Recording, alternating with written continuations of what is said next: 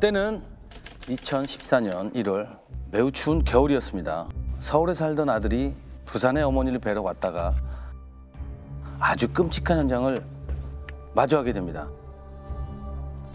거실에 쓰러진 어머니가 보였고요. 작은 방에 할머니가 피를 흘리고 쓰러져 계셨다고 합니다. 와, 그러면 아드님이 그 현장을 보게 된 건데. 네네. 아드님은 서울에 살고 있었고요. 부산에는 신고자인 그 아드님의 어머니와 그 할머니가 저기 같이 살고 계셨습니다. 그 아버지는 친구자 아버지는 일찍 돌아가시고 저 며느님 어머니께서 할머니를 모시고 계속 그렇게 살고 있었는데 전날에 통화하고 나서 그 다음 날까지 계속 어머니 전화를 안 받으시는 겁니다. 이렇게 아드님이 느낌이 좀 이상하니까 그 다음 날 아침에 바로 비행기를 타고 부산에 도착해서 집에 가보니까 이런 상황이 펼쳐지게 됐고. 두 분 모두 둔기에 의해서 수차례 공격당한 흔적이 발견됐고 특히 그 머리를 많이 다치셨는데 부검을 해보니까 신고자의 할머님은 9차례 그리고 그 어머님 그분은 무려 25차례 공격을 당한 것으로 확인됐습니다. 25차례? 25번이요? 머리만요? 이미 근데 두 분이 좀 나이가 있은 상태 아니었을까요? 네, 그 당시에 시어머니는 85이었고요. 며느님은 65세였습니다. 아니 그러면 강도가 들었다고 쳐도 할머니 두 분을 제압하는 게 그렇게 뭐 어려운 일은 아니었을 것 같은데 무슨 일이었길래 그렇게 25번씩이나 잔인하게 제압을 했었어야 되는 건지. 근데 이제 시어머니와 며느리 이 두 분의 사망 추정 시간이 서로 달랐습니다. 어? 같은 장소에 있었는데요? 네. 아까 한 집에서 그러니까. 같이 피해를 입으신 거 아니에요? 근데 어떻게... 맞습니다. 근데 부검 결과 그 할머니는 1월 7일 오후 2시쯤에 사망하신 걸로 나오고 오후 2시. 며느님은 오후 4시 정도에 사망한 걸로 그렇게 확인됐습니다. 같은 날 2시간 간격이네요? 예.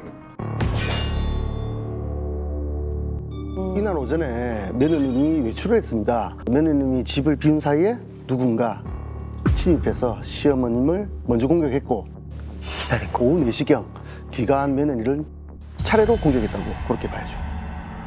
근데 이 정도면 그냥 단순 강도는 아닌 것 같고 2시간이나 기다렸잖아요. 그러면 뭔가 이 피해자 두 분하고 뭔가 원한 관계가 있어야 이 정도까지 할 수 있지 않나요? 25번이나 공격을 했잖아요. 네. 이건 정말 그 오버킬입니다. 오버킬. 오버킬이요? 예. 이 오버킬이라는 것은 사실 군사 용어인데요. 네.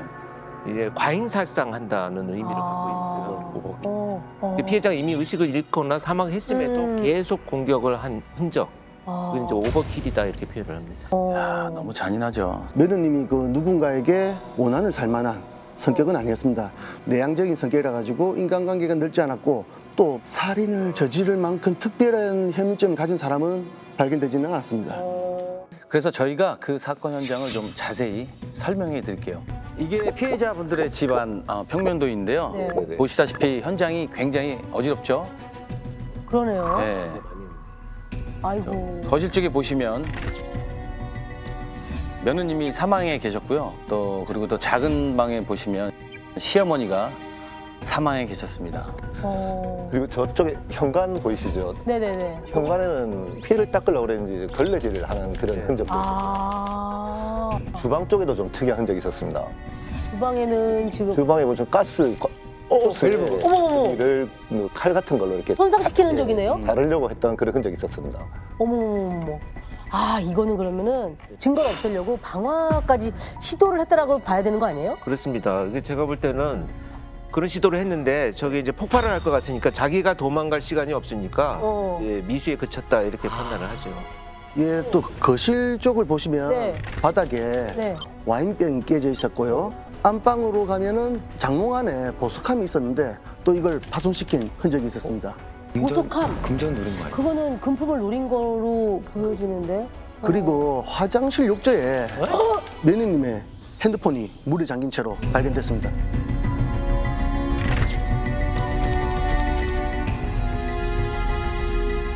뭐 좀 이상한데요? 복잡한 게 네. 면식범, 비면식범의 행동 특성이 다 나타나는 이런 상황이에요.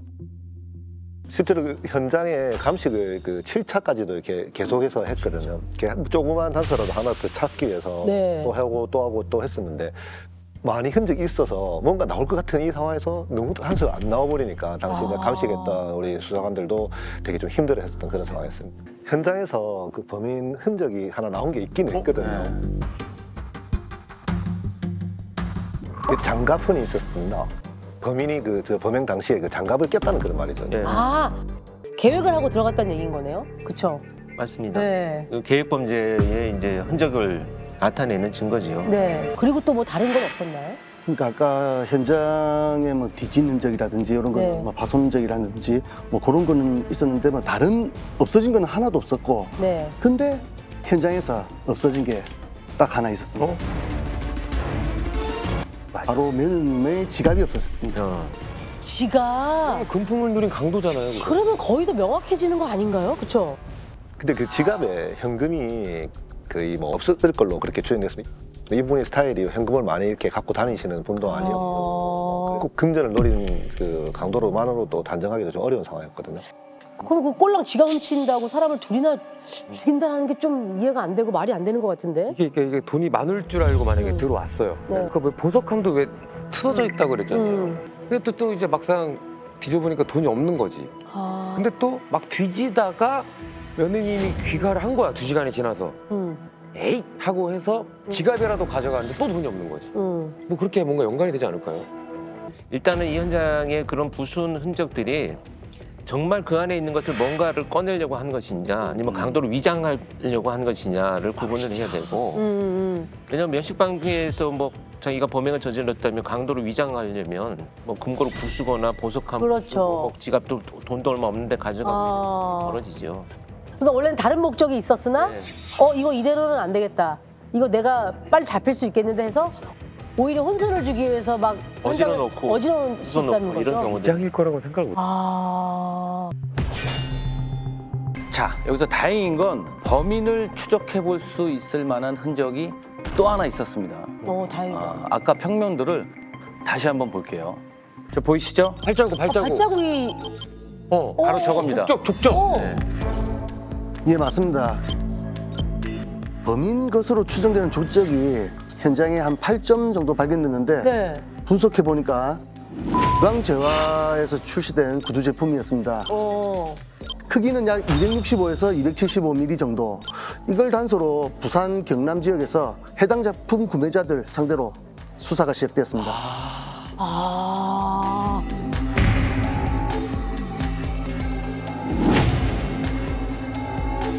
야, 근데 그 지금 말씀하신 브랜드는 정말 오래되기도 했고 신는 분들이 엄청 많았을 텐데. 맞습니다. 부산 지역에서 해당 구두를 구입하신 분이 한 1,500명 정도 그 정도였고 일단 할 수 있는 모든 걸 다 해보자라는 심정으로 다 수사에 나가기 시작했습니다. 야. 260에서 275가 남성분들이 가장 많이 신는 사이즈예요. 보통. 그러니까 인원수가 많을 수밖에 없죠. 거기에다가 사간 사람만 문제가 되는 게 아니고 사간 사람을 찾으려면 판매업자도 만나야지. 그렇죠. 또 뭐 유통업자 뭐 그러니까 그 관련된 사람들 다 만나야 되잖아요. 대면에서 예, 정말 찾아가서. 다리품 팔아서. 얼마나 힘들었겠어요. 그래서 어떻게 됐어요? 찾았나요? 그렇게 많이 우리 노력을 했지만 사건하고 직접적으로 관련 있는 사람을 발견을 못했고요. 그래도 이제 포기는 할 수 없으니까 네. 형사님들이 최초로 이거를 공개 수배를 했다고 합니다. 공개 수배요? 네, 화면 보시죠. 용의자가 특정이 안 됐는데? 어떻게 공개 수배를? 저게 뭐예요? 모자 모자인데? 아닙니까? 보상금이 2천만 원이에요. 보상금. 부산 진구 가야동에서 발생한 고부 살인 사건 현장인 할머니 방에서 발견된 모자. 유가족들은 처음 보는 모자이며 위 모자에 대해 알고 계신 분들은 제보 바랍니다. 모자 수배는 처음 보는데. 그러니까 피해자들의 집에서 가족들은 모르는 의문의 모자가 하나 발견됐는데요. 이 모자가 중요한 특징이 뭐냐? 박범찬? 모자에 이름이 새겨져 있네요? 모자 써져 있어요? 그래서 공개 수배를 해서 보면 뭔가라도 걸리는 게 있지 않을까 해서 진짜 최초로 저렇게 모자를 공개 수배. 저 모자는 한 번 보면 안 잃어버릴 법한 디자인이거든요. 맞아요. 거기에다가 이름까지 버젓이 새겨져 있는 모자를 현장에 두고 간다? 이게 좀 뭔가 저것도 트릭 같기도 하고. 안 맞는 것 같기도 하고. 그래서 이제 수사를 안 해볼 수는 없잖아요. 네네. 그래서 이번에도 전국의 박범찬이라는 이름을 수소문하기 시작합니다. 구두에 이어서. 예. 전국에 박범찬이라는 이름이 몇 명이나 있을까요? 그러니까요. 당시에 그 박범찬이라는 이름은 한 102명 전국에. 전국에요. 예. 그다음에 부산, 경남 지역으로 좁히면 7명. 아. 그러면 부산에 있는 7명 위주로 수사를 진행했는데 네. 그런 사실도 없을 뿐더러 사건 당일 행적이 또 모두가 확인됐습니다. 그 사람들은. 아. 그래서 이제 또 뭐 다른 지역에 아까 뭐 우리가 못 간 뭐 강원도 뭐 저쪽 그 경기도 이쪽에 또 뭐 박범찬을 이름을 가지고 있는 사람을 공조 요청 또 했고 뭐 이름 석자만을 가지고는 뭐 결정적인 단서를 확보하기는 어렵습니다. 그러니까. 아니 이렇게까지 했는데도 안 나오면 이건 진짜. 진짜 이거 말고도 할 수 있는 건 다 해봤다고 해요. 그러니까 네. 심지어는 포털 사이트에 부산 살인 사건 이런 키워드를 누가 검색한 흔적이 있나 그것도 알아보고. 근데 왜냐면은 범인이 한 그렇죠. 행동에 대해서 이게 기사가 됐나? 네. 그거 검색해 볼 수 있으니까 또 그걸 반대로 이걸 또 찾아보신 거잖아요. 우리가 이제 할 수 있는 거 다 해보면 뭔가 될 줄 알았는데 네. 뭐 시간만 가고 윤곽도 안 잡히고 이건 미제 아닌가 이런 공포가 이제 다가오기 네. 시작했습니다. 그래서 제가 이 답답하니까 네. 현장을 좀 가보고 싶더라고요. 그래 제가 이 범인의 입장이 돼보자 그런 생각해서 범인의 마음을 읽어보자. 범인 입장에 대해서 제가 범인이라고 생각하고 그 현장 주변에 저 혼자 가서 네. 이렇게 계속 이렇게 왔다 갔다 했습니다. 이렇게도 가보고 저렇게도 가보고 그리고 수사본부 사무실에 제가 딱 들렸더니 수사본부 팀장님이 영지야 범인 잡았다. 끝났다. 어머! 게임 끝났다 이렇게 하시더라고요. 어머, 어떡해요? 그게 뭡니까? 그래서 딱 하니까 사진을 보여주시더라고요. 네. 택시 기사분이 네. 그 현장 주변에서 이상 수상한 행동을 이 범인으로 유력한 사람을 발견했던 저였습니다. 사진. 범인은 뭐 현장에 다시 찾아온다 뭐 이런 얘기. 그만. 사건 이제 자꾸 나타나니까. 네. 그러면은 아까 CCTV도 엄청 뒤졌다고 하셨는데 CCTV는 어땠어요? 그러니까 현장을 직접 비추는 고부가 살던 그 건물에 그 출입구를 비추는 CCTV는 없었고 그다음에 유독 현장을 반경으로 해가지고 주변에 CCTV가 많이 없었습니다. 또 없었어. 일단 피해자들 그 사망 추정 시간인 오후 2시에서 4시까지를 유력한 범행 시간으로 우리가 다시 생각하고 네. 요거 다시 처음부터 우리 다시 집중적으로. 돌려보자. 예, 그렇게 해서 저희가 확인하게 됐습니다. 뭐 아까 말씀드린 대로 사건 현장 쪽에 CCTV가 없었고 그 현장에서 150m 떨어진 철물점에서 현장 쪽을 비추는 CCTV가 딱 한 대 있긴 네. 했습니다. 근데 그 화질이 그러니까 거리도 멀고 화질이 너무 안 좋았어요. 근데 여기서 나오신 형사님들이 보통 분이 아니시잖아요. 매의 눈으로 우리 구 형사님이 뜻밖의 장면을 하나 찾아냅니다. 다시 보시면 오후 1시 38분에 저 은색 차가 지금 저기 노란 박스 안에 사건 현장 쪽으로 들어오죠. 아, 지금 저렇게 표시를 해주시니까 저게 눈에 들어오네요. 아우 저거 전선 진짜. 잠시 뒤에 보시면 네. 차에서 네. 검정색 점퍼 입은 사람이 한 명 내릴 겁니다. 지금 문 열린 것 같은데. 아, 예. 어. 그래서 사건 현장 방향으로 이렇게 이동하고 있습니다. 아, 저게 골목 우측으로 해서 들어가면 현장이었던 예, 모양이네요. 맞습니다. 그 안쪽으로는 CCTV가. 네. 그리고 나서 5분쯤 지나서 다시 돌아와서 차를 뒤로 후진해서 이동합니다. 후진이요? 이제 앞으로 가는 게 아니라 저서 원래? 사각지대로 들어가 버리거든요. 원래? 이거 뭐야? CCTV 알고? 왜 역주행을 하시는 건데 잘 저거는? 숨네. 뭐야? 그랬다가 한 오후 4시 20분쯤 돼서 저 차가 또 완전히 이제 빠져나가 버리는 거예요. 이제 간 거야. 2시간 후? 1시 38분쯤에 나타났고. 그러면 아까 그 왜 범행을 추정했던 시간하고 조금 맞는 네. 그 안에 들어가긴 하네요. 오, 일치한다, 일치한다. 근데 아까 저 CCTV로만 봐서 보시면 아까 사람 얼굴도 안 보이고 차량 자체의 뭐 색깔 정도는 알겠지만 차량이 식별이 안 되는데 확대한 화면 다시 한번 좀 보시면 확대한 부분이 있어요? 검정색 네. 점퍼 입고 가는 사이 가는데 머리 쪽이 좀 하얗지 않습니까? 특히 그 옆에 다른 분은 지나가는 분은 머리 쪽이 검정색인데 저기 검정 점퍼 입은 사람은 머리 쪽이 좀 흰색입니다. 아, 이게 무슨 뜻이겠습니까? 머리가 백발로 추정이 되고 검정색 자켓 입고 은색 승용차 요 세 가지 단서로 저희가 다시 추리를 하기 시작했죠. 근데 저거 백발이라니까 또 이렇게 보지 저거 그냥 흔히 말해 대머리라고 생각할 수도 있는 거 아니에요? 흰머리라고 단정하기는 사실 저걸 보고는 좀 어려울 것 같아요. 아닐 수도 있으니까. 그렇죠? 그렇죠. 그러니까 크로스 체크가 필요한 건데요. 바로 이 대목에서 우리 이맹영 형사님이 이걸 쓱 내미셨습니다. 뭐를요? 어디? 67번 CCTV. 이게 뭐 같아요? 67번 CCTV? 67번 CCTV? CCTV의 넘버인가? 이게 사건 현장 주변으로 버스가 몇 대 다녔습니다. 버스 번호다. 예. 아, 아까 우리가 지금 확인한 영상이 있지 않습니까? 네. 네네. 그 중에서 이 67번 버스가 아까 CCTV상 그 은색 차량이 왔다 갔다 한 그 순간 네. 딱 지나는 버스였습니다. 아, 이게 예. 그러니까 블랙박스를 보시면서 좀 단서가 될까 싶어서 그 시간대 통행했던 차량 번호와 시간대 그걸 적어놓은 건 버스. 쓰기로. 버스가 한두 대도 아닐 거고 그걸 바라보면서 그때 그 시간에 거길 지나간 걸 다 체크를 해야 된다. 야, 자, 형사님들은 이맹영 형사님이 정리한 자료를 토대로 아까 그 백발의 인물을 찾아 블랙박스를 뒤졌습니다. 어떻게 됐어요? 그때 버스 블랙. 은색 차다. 저거 버스 그거네. 버스 옆에 버스 옆에. 옆에. 그 출입구. 출입구에 달려 있는 그 CCTV에 은색 차에 정말 백발이신 분의 모습이 찍혔네요.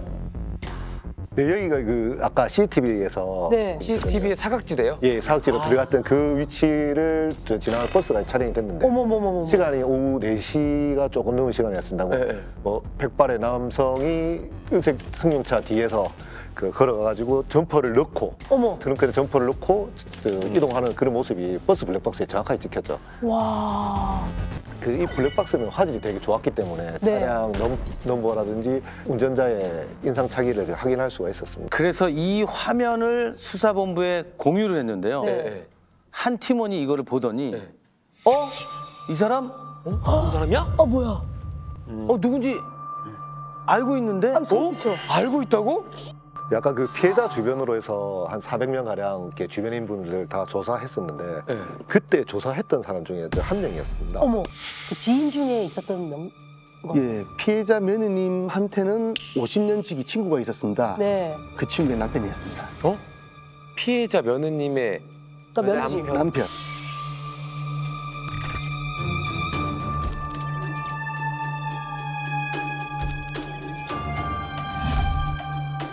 사망하신 날도 이 친구분하고 점심 식사를 했고 그다음에 남편분하고도 당연히 오래 알고 지낸 사이였습니다. 사건 초반에 이 남편은 참고인 조사를 했고 그다음에 그때 당시에 사건 현장에 간 적은 없다고 진술했습니다. 이미 이상하다. 왜냐면은 그러면 아까 진술할 때 간 적이 없다 그랬는데 지금 CCTV에는 근처에 있었던 거잖아요. 알리바이도 있었다고 예. 하셨나요? 그 통화 기록이 있습니다. 그래서 그 부인분하고 아내분하고 통화를 했더라고요. 네. 근데 거기는 우리 범행 현장하고 상당히 좀 떨어져 있는 곳에서 아니 그러면 사실은 범행 현장하고 떨어진 지역이라면은 그런 게 이제 알리바이가 있는 거라고 봐야 되는 거 아닌가요? 맞습니다. 아마 중앙도에서 오후 4시 28분쯤에 그 네. 통화한 기록이 있었습니다. 그러면은 며느님의 그 아까 말한 사망 추정 시간이 내시경이라고 아까 그쵸. 하고 했으니까 28분 전 정도의 그 통화까지가 차이가 있는 거네요. 근데 부산 사는 분들은 좀 체감하실 텐데 가야동하고 네. 중앙동하고는 좀 생활권이 좀 다릅니다. 그리고 범행 저지르고 30분을 이동하기에는 시간이 조금 애매한 상황이었죠. 그러니까 우리가 생각했던 용의자가 그 중앙동에서 기지국이 있으니까 약간 힘 빠진 상황인데 그래도 한번 네. 우리가 한번 가보자 그러면 그 시간대에 실제로? 그 사건이 있었던 지역과 예. 전화를 했던 지역은 예. 좀 먼 거리가 있지만 사건 현재 가야동이라고 했잖아요. 네. 여기서부터 통화 기록 찍힌 중앙동까지 범행이 일어난 그 시간대에 이동 시간이 얼마나 걸리는지 직접 운전을 해보셨다고 해요. 신호도 정말 안전하게 다 지키는 준법 운전으로 해서 딱 가봤는데 그랬을 것 같은데. 8분 딱 걸리고 8분이면 그러네. 이미 충분히 범행을 저지르고 이동을 해도 가볍게 이동할 수 있는 시간이네요. 그래서 곧장 형사님들이 다시 이 백발의 남자를 네. 찾아갑니다. 내 집에 이제 같이 찾아갔죠. 찾아가니까 자기는 이미 조사 다 받았는데 왜 그러냐면서 바쁜데 약속 있는데 이렇게 안 올라가더라고요. 그래 설득해가지고 경찰서로 동행했습니다. 네. 그 차 안에서 자꾸 이상한 이야기를 말을 많이 하더라고요. 아, 이동 중에요? 경찰서로 가는 중에? 예. 그 모자 뭐 공개 수배했던데 뭐 어찌 됐습니까? 라고 물어보고 자꾸 뭐 이거 뭐 어찌 됐습니까? 사건에 대해서? 그걸 자꾸 이야기를 하면서 질문을 많이 하더라고요. 사실 이 사건이 되게 부산을 떠들썩하게 했던 사건이니까 또 지인의 사건이니까 물어볼 수도 있긴 한 거잖아요. 있죠. 네. 그래서 제 반응을 한번 떠보려고 막 요새 검색 좀 많이 해봅니까 하면서 물어보니까 범인이 갑자기 이제 얼굴이 사색이 되면서 말도 더듬고 어머. 그다음에 손동작이나 이런 부분들이 좀 과도하게 행동들이 보이더라고요. 이거는 좀 굉장히 수상해지는 거 아니에요? 치밀하게 심리전을 펼친 거예요. 그 가장 심리적으로 거리가 먼 게 뭡니까? 모자잖아요. 네. 범인 입장에서는 자기와 전혀 상관이 무관한 없는 거니까. 수배가 돼 있는데 그거 수사 안 하고 있어라고 하는 자기와 심리적 거리가 굉장히 먼 것을 첫 마디를 꺼냈을 때 훅 치고 들어가는 거죠. 그리고 검색 그런 거 많이 해보셨습니까? 이러면 이 순간에 이 범죄자들은 이 사람들이 나보다 내가 생각하는 것보다 훨씬 많은 증거를 이미 수집했구나라고 생각해서 입을 닫는 거예요. 이제 그렇게 백발의 남성은 서해 도착해서 다시 조사를 받는데요. 네. 이때부터 말이 앞뒤가 안 맞기 시작합니다. 그날 정말 사건 현장 근처에 간 적 없습니까? 행사님, 전 죽어도 그쪽에 간 적이 없다니까요. 아니 그럼 여기 CCTV에 찍힌 건 뭡니까? 네? 아이고 맞네, 잠깐 깜빡했다. 그날 그 스크린 골프장 갔던 날이네. 그 스크린 골프장 그 화장실에 잠깐 들렀습니다. 스크린 골프장 화장실이 어디 있어요? 이렇게 질문을 하니까 네. 1층에 있다고 네. 그렇게 했습니다. 그래서 저희도 바로 화장실을 확인해봤죠. 1층에는 화장실이 없습니다. 이미 안 맞네. 그러니까 간 적이 아예 없다는 계속 부인을 하다가 블랙박스를 보니까 뒤늦게 기억이 난다. 간 적이 있는데 스크린 골프장에는 화장실에 간 거다라고 또 이제 말을 바꾼 거네요. 계속 말을 바꾸고 있는데요. 그러니까 남자가 머뭇머뭇하더니 솔직하게 할 말이 있다며 이런 말을 했다고요. 형사님, 제 솔직하게 고백할게요. 그날 사실은 제가 가야동에서 내연녀를 만났습니다. 이게 들킬까봐 뭐 둘러대다 보니까 일이 됐습니다. 내연녀를 만났다고요? 갑자기? 내 언니가 누구냐? 네. 추궁했죠. 뭐 여자 이름을 하면 됐습니다. 네. 그래서 또 저희가 알아봤죠. 그 여자분한테 확인을 했어요. 여자분은 또 벌쩍 뛰더라고. 무슨 내 언니고 오다 가다 뭐 얼굴만 알고 지낸 사이인데 나는 만난 적도 없다고 그렇게 진술했었습니다. 들통날 거짓말을 계속 하고 있는 것 같은 느낌이 들거든요. 이거 왜 그러냐면 자기가 지금 뭔가 심각한 문제가 벌어졌다는 걸 인식을 하잖아요. 네. 그럼 뭔가 거짓말을 해 자꾸 합리화를 하면서 문제가 있었다라고 하면서 형사들을 심부름시켜서 확인하게 보내놓고 그 시간 동안 이제 또 딴 작전 변명을 시간을 짜는 빌미를 하는 거예요? 거예요. 시간을 버는 아주 얕은 수라고 봐야 되죠. 결국 궁지에 몰리게 됐죠. 네. 이 남자 결국 제풀에 꺾여 모든 걸 인정했다고 합니다. 자신이 두 사람을 모두 살해했다고. 결국 자백을 했군요. 결국 인정을 했네. 야. 체포하고 이 범인이 일했던 양식장에 가서 거기서 범인이 신던 그 당시에 저희가 이렇게 찾던 그 구두도 찾아내고 케이크. 예. 그 은색 승용차에서도 피해자들 DNA 발견되고. 자, 그러면 근데 그 피해자분이 사건 당일에도 같이 밥을 먹은 친구의 남편이라 그랬잖아요. 그렇지. 그럼 대체 이유가 있어야 될 거 아니에요? 왜 이러는 진짜 거예요? 너무 궁금해요. 왜 그랬대요? 그러니까 현장 검증 때 이 부분을 직접 얘기한 게 있거든요. 네. 화면을 통해서 같이 한번 보시죠. 어머. 네. 어머, 가격 걸리고 일단 이제 한번 올리면 안 돼. 난리가 났네. 야, 진짜.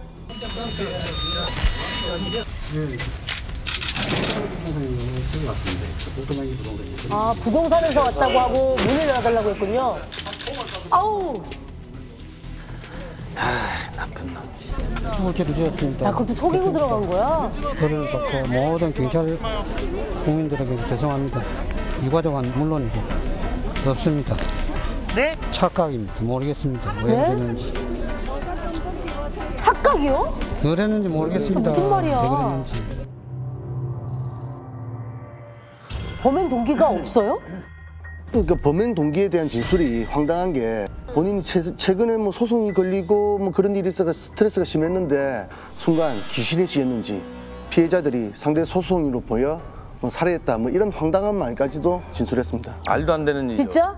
그 재판에 가서 또 막 이런 헛소리 한 게 또 이렇게 막 재판 가서는 네. 그 당시에 기억 자체가 사라졌다. 해리성 뭐 기억 상실이라는 근데 이건 말도 안 되는 게 일단은 장갑혼이 나왔고 네. 그래서 그런 계획을 가지고 들어갔는데 더 문제는 아까 제가 오버킬이라는 얘기 들었잖아요. 네. 피해자가 앞면 공격보다 뒷면 공격이 더 많아요. 그러니까 뭐냐면 그 80세가 넘은 노인이 도망가는데도 따라가서 공격했다는 거거든요. 아. 이것이 자기가 기억이 안 난다는 것은 현장에서의 행동으로도 설명되지를 않습니다. 말이 안 되는. 그러면 왜 그랬는지 혹시 그러니까 이 참. 밝혀졌나요? 아마 이게 그 굉장히 돈이 많다고 소문이 나 있지만 이분들은 검소하게 사시는 분들이거든요. 그러니까 집에 워낙 돈이 없으니까 아마도 그런 뭐 화풀이를 하면서 감정 표출을 하지 않았는가 이런 추측도 할 수 있죠. 무슨 말이야. 아유. 아, 50년 진 친구와 밥을 먹고 집으로 돌아왔는데 그 친구의 남편이 기다리고 있다가 그렇게 공격을 당했다. 끔찍한 일을 당했다. 그죠? 그 살인범의 아내인 친구분은 정말 그냥 모르셨던 거예요, 그러면? 그 부분도 조사를 하긴 했는데 공범 혐의를 적용할 정도의 그런 정황은 발견되지 않았습니다. 거짓말 탐지기도 했었었는데 통과를 했습니다. 그럼 어쨌든 그 범죄자가 뭐 이유는 저희가 100% 알 수는 없지만 근데 형은 어떻게 받게 됐을까요? 이게 심신미약이고 뭐 해리성 장애라고 주장을 했는데 이것 때문에 뭐 감형이 되거나 그러진 않죠?